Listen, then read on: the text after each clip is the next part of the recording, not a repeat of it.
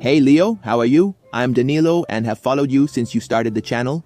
It all started a year ago when I moved to my new condo, which used to be a huge mansion that was there, but it was demolished. Since the beginning, the place had a strange atmosphere. The pool, built exactly where the old mansion's basement used to be, always gave me the chills. They said there was a well down there or something like that, but nobody knew for sure. One day, I was in the pool with a friend who claims to see things. Suddenly, he turned pale and said there was a woman there with us. I looked around, but I didn't see anything. It was empty. I thought he was joking or trying to scare me, you know? We walked around there, man, and we started hearing strange noises coming from the cistern, muffled sounds, distant, like submerged screams. The sound gave me chills and I ran home without looking back. 2 days later, it was a quiet night. I went to the car to get some groceries my mom had bought and forgot to bring the bags, right? It was left for me to do. While I was walking through the parking lot, I heard a psst coming from the direction of the pool. I saw a girl standing there by the edge of the water. She was wearing an old wet swimsuit and her skin looked way too pale. Before I could react, she whispered 2 dates. My body froze instantly. I quickly grabbed the groceries and ran back home on the first date she had mentioned. My little mouse, who always slept with me, disappeared. I looked for him everywhere, but nothing. The next day, as I walked by the pool, I saw something floating in the water. It was him. My little mouse was dead, his body swollen and motionless. On the second day, I woke up to screams coming from the condo. I looked out the window and saw residents gathered around the pool. When I got closer, I was speechless, man. The water was red, stained, as if someone had poured blood in there. Since then, I stopped going there, man, so I wouldn't find out about the weird things that happen around there. I avoid the pool as much as I can, but every now and then someone drowns there. Thank you for reading my story. Bizarre stories from subscribers. Hey, my name is Jonas. I was at home in my room ready to sleep when I heard a strange noise coming from the hallway. My heart started racing, but I tried to ignore it, right? I convinced myself it was just my imagination. Even so, I decided to check it out. I carefully opened the door and looked, right? It was my cat Bichonino just standing there, staring into nothing. He seemed restless, like he was sensing something I couldn't see. I sighed in relief, thinking he was just scared by some noise outside. There must have been some little bug around, right? I left the door open and went back to bed. But when I looked again, man, Bichonino was right next to me, silently watching me. Something inside me told me that something was wrong. His eyes were different, darker. The way he stood there staring at me didn't seem normal. Normally he would rub up against me, right? Asking for affection, but now, man, he was just standing there. Bichonino was always playful, but now he seemed different. That reminds me that once I read about an indigenous people from North America called the Navarros Navadios. I can't really say, Leo, but all I know is that they believed that there were creatures called skinwalkers, witches who gained the ability to transform into animals. By performing dark rituals, they not only take on the form of animals, but they can also imitate the human voice to lure their victims. My mind was trying to find a rational explanation, right? For my pet's behavior, but I knew he wasn't himself. Where could my real cat be? Skinwalkers can completely replace their prey, or use skin to dress themselves and impersonate the other. If that's the case, then what's next to me right now? My breathing, mano, got heavy. I looked at Bichonino, or at whatever seemed to be him. I wanted to run, but my feet were glued to the floor. Until then, I hear a hoarse whisper coming from my own cat's mouth. I heard the following. What's wrong, Jonas? Why are you looking at me like that? Is it me, your little buddy kitty? From then on, I started locking my door when I went to sleep. Until, after a week, I didn't see him at home anymore. It looks like he ran away or left. My parents say that's how cats are, that sometimes they leave without saying goodbye. Hey, Leo Kawan, I always watch your channel here. Now let me tell you a bizarre story that happened to me. My father passed away some time ago, and of course I was very sad about it. I cried a lot, but life has to go on. Some time ago, not that long ago, I was getting ready to pray. When I got into the position on my knees with my hands together, I saw something strange. I started seeing shadows, man, no kidding, and I heard screams like something was leaving or didn't like my prayer. Today I'm an evangelical and I go to church regularly, but something strange happened besides that episode. Leo, man, after that I was playing, like I always do. And my mom was in her room, I was in my room just chilling, Until out of nowhere, her bedroom door slammed shut by itself really hard. I got scared, jumped up quickly and ran to her bedroom door, but it was locked because it had slammed so hard, And then, out of nowhere, my bedroom door also closed by itself, like something wanted to trap me inside. Right in the living room, between my room and my mom's room, And I was just there not knowing what to do with the lights off. But my mom opened the door afterwards, and I, really scared, went right in to stay with her, Luckily, she saved me. I was terrified at that moment, not knowing if it was the wind that pushed the door or if there was something else going on there that I didn't know about. I hope it wasn't something supernatural. The next morning, I was in the living room, had breakfast, and spent time playing games and watching videos as usual. And when I was going to my room, I saw the door closed again.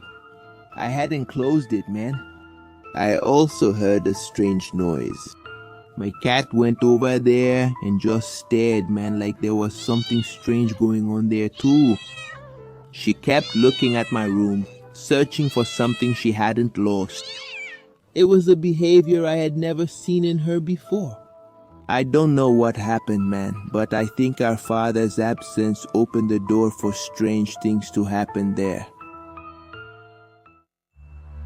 Hello, Leo. I'm Ana Victoria, and this story was told by my father. My sisters and I were bored, just like my father, until we started telling stories to lighten the mood. But we were telling scary stories, right? Until my father decided to share something that happened to our late grandfather.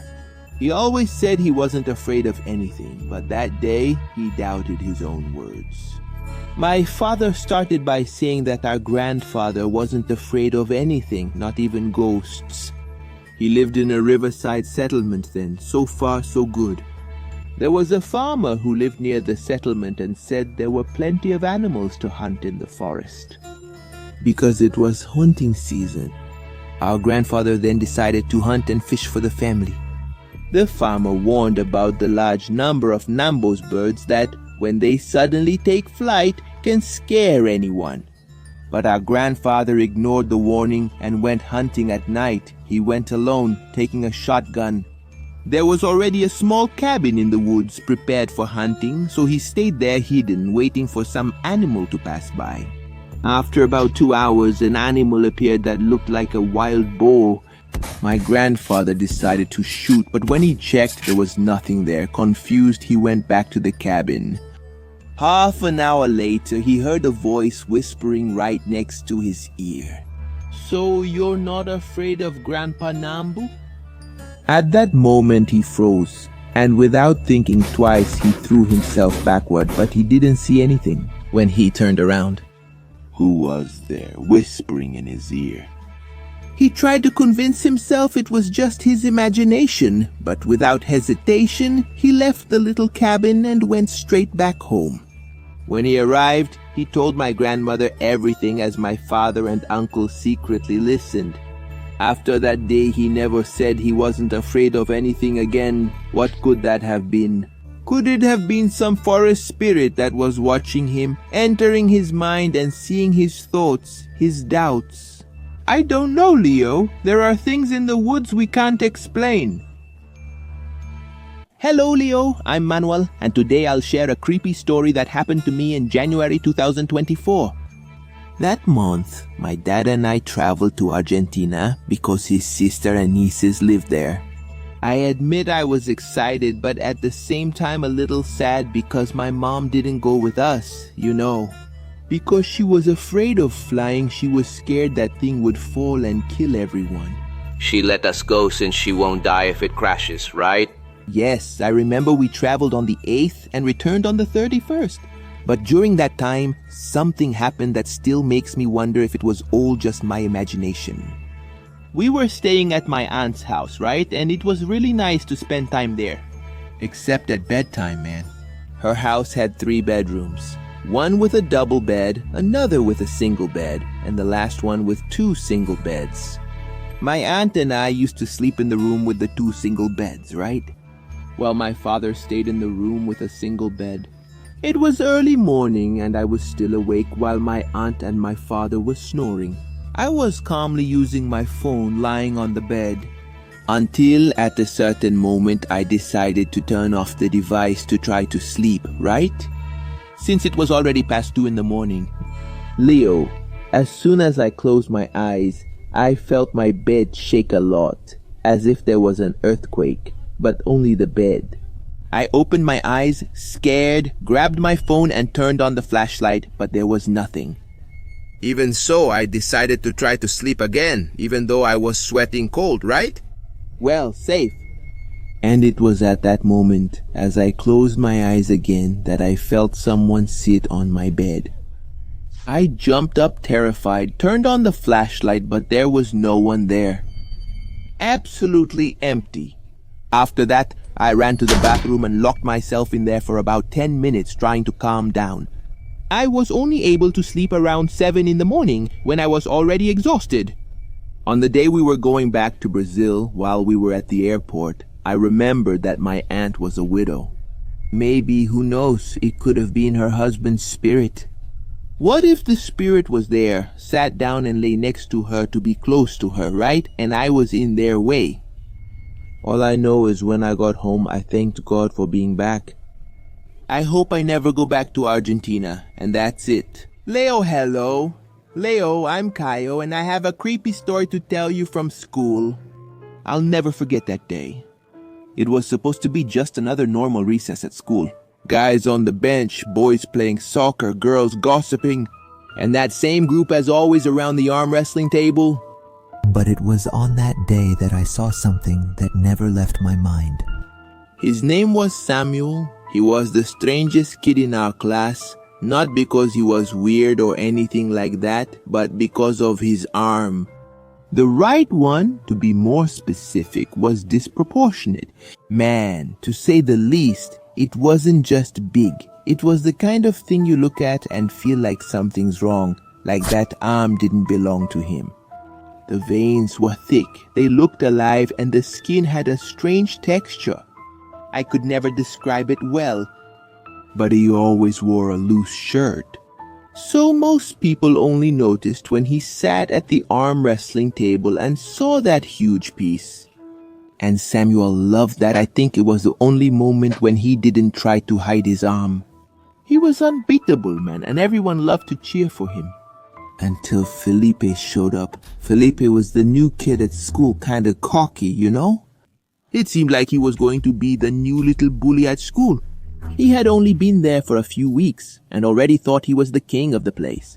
On recess day, he saw Samuel at that table and suddenly started laughing. "Hey, what's that crap on your arm, weirdo?"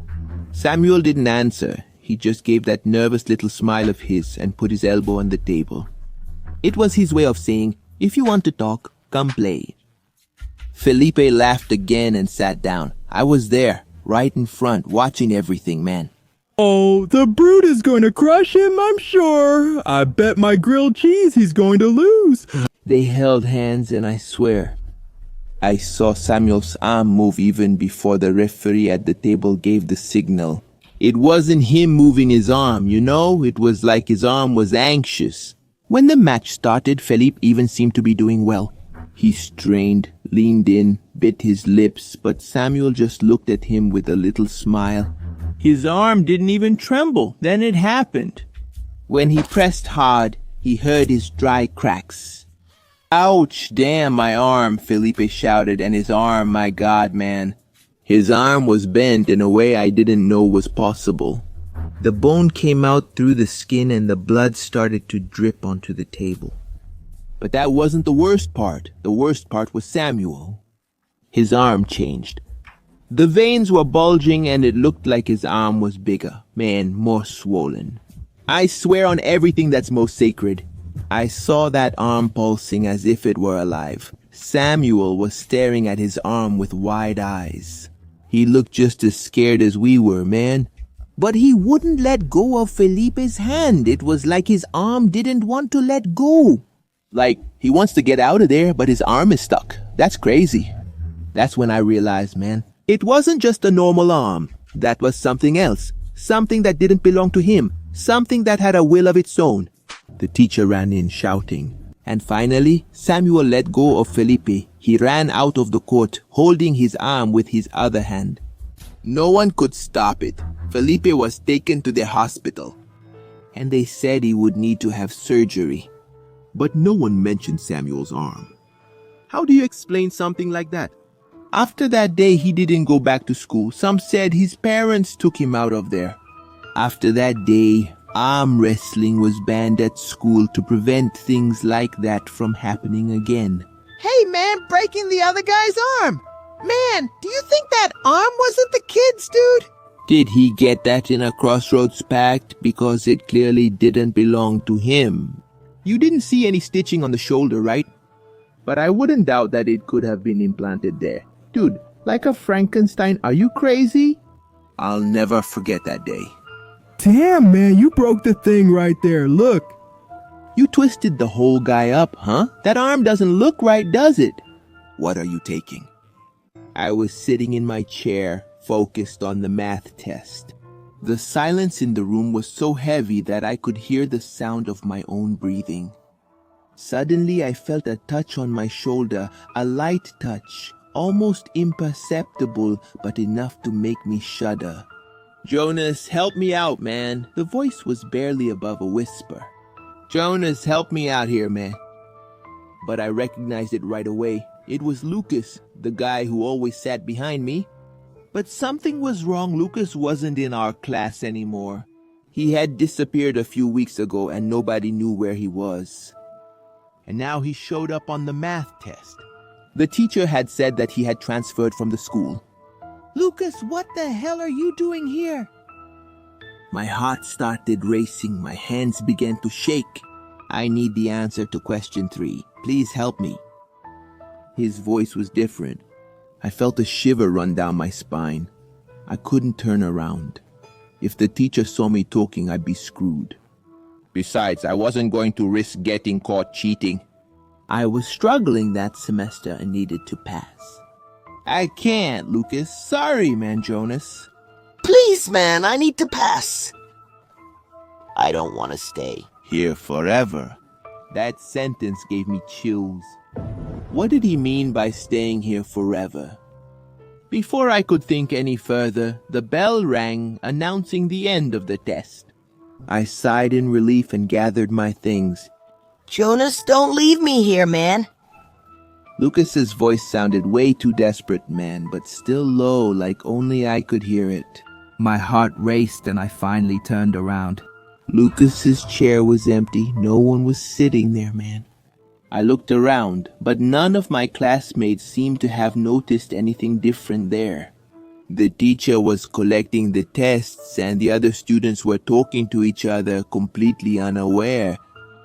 I left the classroom as quickly as I could, without looking back.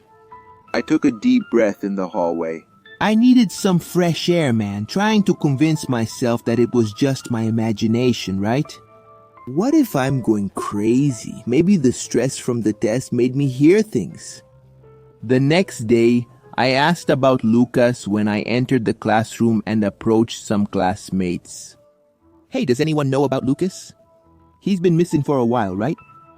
They looked at each other, confused, and asked, Lucas? Who's Lucas? One asked, he vanished 2 weeks ago. They laughed. Didn't you see him behind me taking the test? No? Jonas, there was no one sitting behind you, man. The last test only had a few people there, right? Because it was for makeup exams, man. Dude, I started to get confused about what was happening to me. So Lucas had never been there asking me for answers. Even today, when I walk past the classroom, I feel that chill on the back of my neck and hear a distant whisper. Jonas, help me out, man. I can't stay here forever. Could it be that Jonas is going crazy and this Lucas guy doesn't even exist? Or this young guy? Actually, it was someone who studied at that school many decades ago and took so long to finish his test that he ended up dying. And now he's looking for answers from other students to finish his test and get out of the classroom, go back to his home and his family. Hello, my name is Mateus Gonçalves. You know that story about the father who went out to buy cigarettes and never came back? Well, that happened to me, but it wasn't my father, it was my grandfather. I remember it like it was yesterday. I was about 7 years old, and I saw when he left to buy some things at the grocery store here in the neighborhood. It was about 2 blocks from our house, but what usually took about 20 minutes ended up taking much longer than that. At first I thought he had run into a friend or someone he knew out on the street, you know? And that they stayed there talking, catching up, or maybe went to take care of something at the bank. You know how it is, right? Those huge lines take up a lot of your time, but after an entire day, he still didn't come back. My mom and my dad went to look for him and couldn't find him. They went all over the city and there was no sign of the old man. He didn't use a phone, so they talked to the police about his disappearance. The years went by and the pain just kept growing. 10 years went by, man. It was an ordinary sunny morning just like any other. My grandfather's absence had already become part of the family's routine. A wound that time couldn't completely heal. But on that day, something happened that shook everything we knew. The sound of shuffling footsteps echoed along the sidewalk in front of our house. When I opened the door, I almost dropped my bread. There he was, my grandfather wearing the same clothes, a gray shirt with coffee stains from the same day he disappeared. There wasn't a single extra wrinkle on his face. For him it was as if time had stopped, but for us a decade had already passed. He stopped on the stairs, frowning, and when he looked at me his eyes showed suspicion. "Excuse me, young man, does this house still belong to Jorge?" he asked, referring to my father. My breath caught. "Grandpa, it's me, Matthias. What kind of joke is this?" "Matthias is just a boy. How old is he? 7 years old?" The pain of hearing that was overwhelming. The memories of a child waiting for a grandfather who never came back mixed with the shock of seeing him there, intact, as if time really hadn't passed. "Grandpa, it's really me. I grew up. You have been missing for 10 years. He took a step back, looking at me as if I were a stranger. 10 years? That can't be. I just went to the store. How long? 10 minutes. You must be confusing me with someone else, and I must have come to the wrong house, right? That has to be it." I ran to my parents and told them who was coming back home again after 10 years. My parents couldn't believe what they were seeing. They stood still and turned pale. When my grandfather saw the two of them, his expression changed to a mix of relief and confusion. "Jorge, Helena, what happened to you? You look older." He widened his eyes, starting to realize that something was wrong. We took my grandfather to the kitchen to have a sip of really cold water, right? Trying to explain what had happened, but he insisted that we had gone crazy. He described in detail how he left the house that morning, went to the grocery store, bought a few things, and came straight back home. For him, the day was still the same. When we mentioned the name of Mr. Nestor, the owner of the grocery store he went to, he was surprised to learn that the man had died. It had already been 7 years. That's impossible. I just spoke to him. He even gave me a discount on the sardines. Meanwhile, we observed every detail. He didn't seem to have aged a single day. His clothes were just like before, with no sign of wear, as if he had really just left the house. But the lingering question was, what happened during those 10 years? Where was he? The doctors couldn't explain what happened to him. There were no signs of significant aging or illness. It was as if he had been frozen in time. Even so, something seemed strange. During conversations, he mentioned places and people that no one knew, as if part of his memory belonged somewhere else. Another reality. The climax happened the following night. I was in my room looking through old photo albums. When I heard a sound coming from the hallway, I opened my door and went out. There was my grandfather standing in front of a mirror staring at his reflection. I don't understand, Mateus. It feels like I don't belong in this place. Grandma, what's happening? What do you remember? I only remember arriving at the grocery store, buying some things, and then there was a bright flash in my eyes. I blinked, rubbed my eyes, and then I was back here. I don't know what could have happened, but if everything you told me is true, then maybe this isn't really me, isn't it? I don't know what could have happened, but after 3 weeks my grandfather passed away. It was a shock for the whole family. It felt like he left again. After 10 years, we were able to see him again. We were overjoyed, and now this is another blow to our family. I remember that at the wake, he looked much older than he actually was. I believe he went through some kind of portal or something like that and ended up stranded in that temporal void. And when he came back here, all those years that hadn't shown on his body surfaced and made him age rapidly. Bro, I just released number 2 of Cartoon Cat vs. Siren Head. That beef is still going on, my friends. And we have a lot of other titles at Leo's store over on WhatsApp. Add that number, man, and I'll send you the available list of all of Leo's comics. Alright, Merry Christmas to you all and a Happy New Year. We're in this together.